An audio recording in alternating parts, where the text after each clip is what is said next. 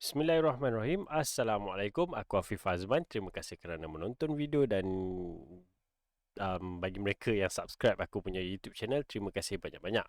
So, untuk video pada kali ini, aku nak berkongsi dengan korang macam mana korang nak semak market value. And of course, kenapa korang kena tahu dengan tahunya korang tentang market value ni ataupun harga semasa properti yang korang nak beli ataupun nak jual, ianya akan membuatkan keputusan yang lebih baik dalam menentukan harga sama ada untuk dibeli ataupun dijual. Of course, kalau contohlah untuk owner rumah, kalau korang nak jual rumah and korang letak pada overvalue ataupun harga yang tinggi, analogi dia mudah. Kalau rumah yang sama, comparison, ada orang jual lebih rendah, of course pembeli akan mencari hartanah yang sesuai dengan bajet mereka. And of course, tak mustahil juga mereka akan membeli walaupun anda jual pada harga yang tinggi. Bergantung kepada minat pembeli itu secara individu ataupun masing-masing lah. Okay, so kat sini aku nak tunjukkan dengan korang macam mana korang nak check market value. Okay, by definition, market value is the estimated amount for which a property should exchange on the date of valuation between a willing buyer and a willing seller in an arm's length transaction after a proper marketing wherein the parties had each act knowledgeably, prudently and without compulsion. Benda ni aku dapat daripada Malaysian Valuation Standard MVS, yang mana semua value akan rujuk kepada MVS sebagai salah satu standard mereka lah. Okay, so macam mana korang nak dapatkan valuation? Bila ceritakan valuation ni, hanya orang yang berdaftar dan layak saja boleh memberi valuation ataupun menilaikan sesuatu property tu. Kalau dekat Malaysia ni, kita ada registered valuer. So mereka perlulah berdaftar dengan LPPEH ataupun board, yang mana mereka adalah pihak yang layak, ada lesen dan sebagainya untuk memberikan valuer untuk property tersebut. Okey, tapi ada orang dia tak kenal valuer, jadi dia tak tahu macam mana nak contact valuer. So valuer ni korang boleh cari mungkin by Google, Facebook dan sebagainya, cari mereka yang berdaftar sebagai valuer ataupun registered valuer. Kalau korang tak jumpa, antara cara yang aku boleh cadangkan ialah korang pergi ke bank, dan kerana bank ada valuer mereka sendiri, dan korang boleh pergi ke bank, tanyakan pada bank untuk dapatkan market value terkini property anda ataupun property yang ingin anda beli. Dan selain daripada pergi ke bank, korang boleh cari mortgage consultant.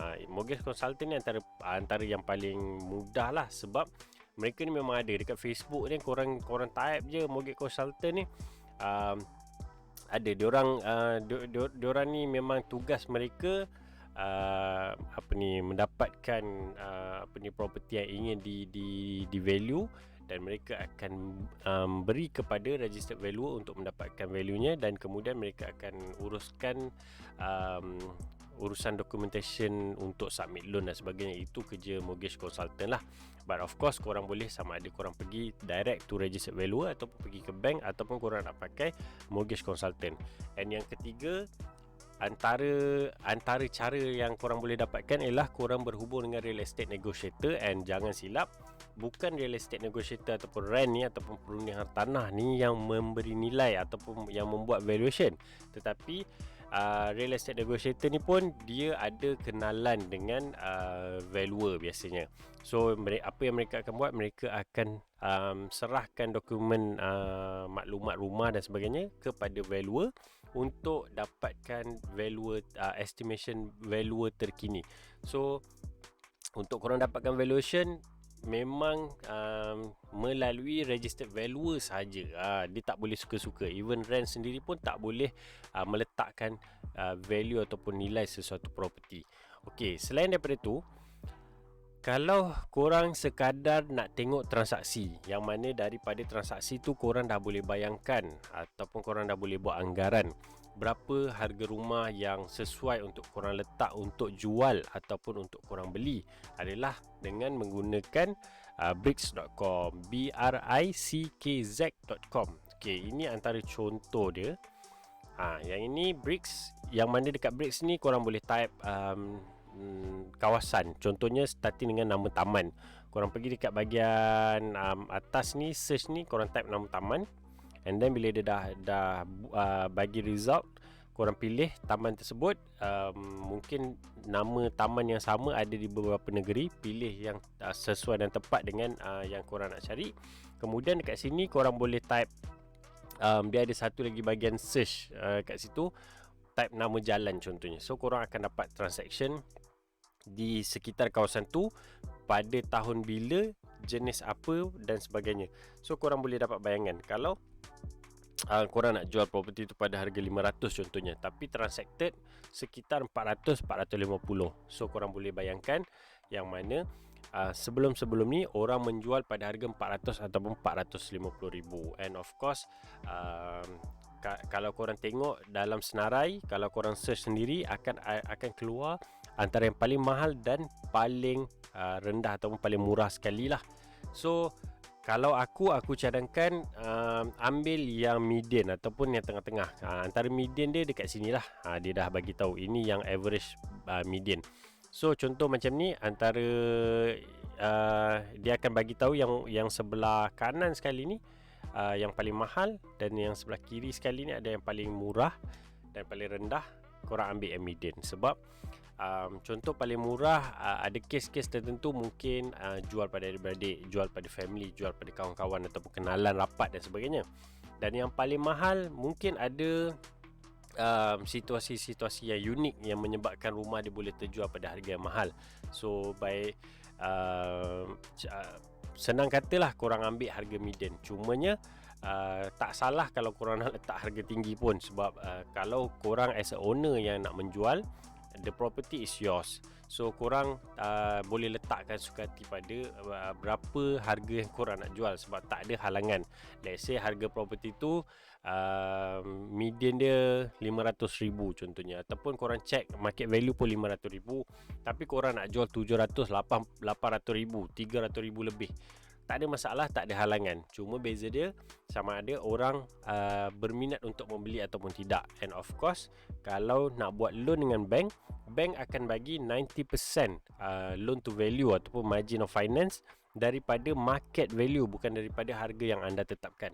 Let's say kalau dia nak jual pada harga market value adalah pada harga 500,000, market value 500,000, bank akan bagi 90% margin of finance, yang mana bank akan bagi dalam 450,000 untuk loan. Selebihnya perlu keluarkan fork out cash untuk as a deposit. So kalau jual market value 500, jual pun 500, bank bagi 450. So buyer perlu top up 50,000 untuk deposit rumah saja. Tapi kalau let's say dia nak jual 800,000 contohnya, okay, market value 500, dia nak jual 800, bank akan bagi 450 dari iaitu 90% daripada market value, bank akan bagi 450.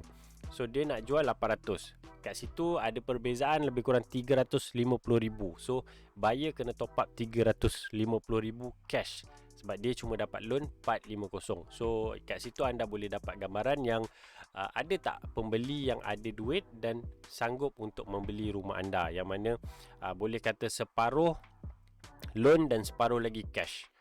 So itu saja sekadar orang kata nak bagi korang pemahaman lah tentang market value dan macam mana korang nak mencari ataupun mendapatkan market value korang. So cara paling mudah, korang boleh go to www.brickz.my.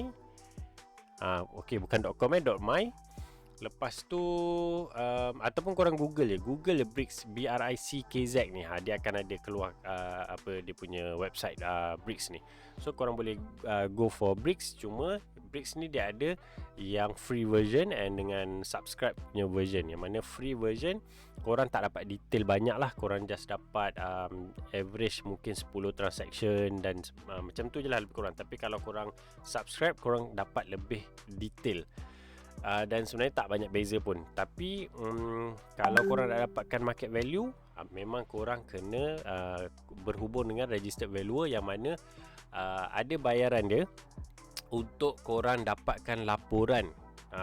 Yang mana kalau korang berhubung dengan market registered valuer ni, dia akan keluarkan satu report yang menyatakan this is your market value, kenapa dan kenapa.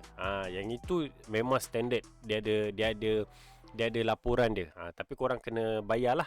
Tapi kalau sekadar nak tahu saja harga berapa, cara mudah yang macam aku cakap tadi, korang boleh berhubung dengan sama ada bank, mortgage consultant ataupun real estate negotiator untuk dapatkan bantuan untuk tanyakan kepada valuer anggaran berapa market value anda. Kalau nak secara tepat, contact terus registered valuer dan mereka akan buatkan satu laporan tentang market value rumah anda.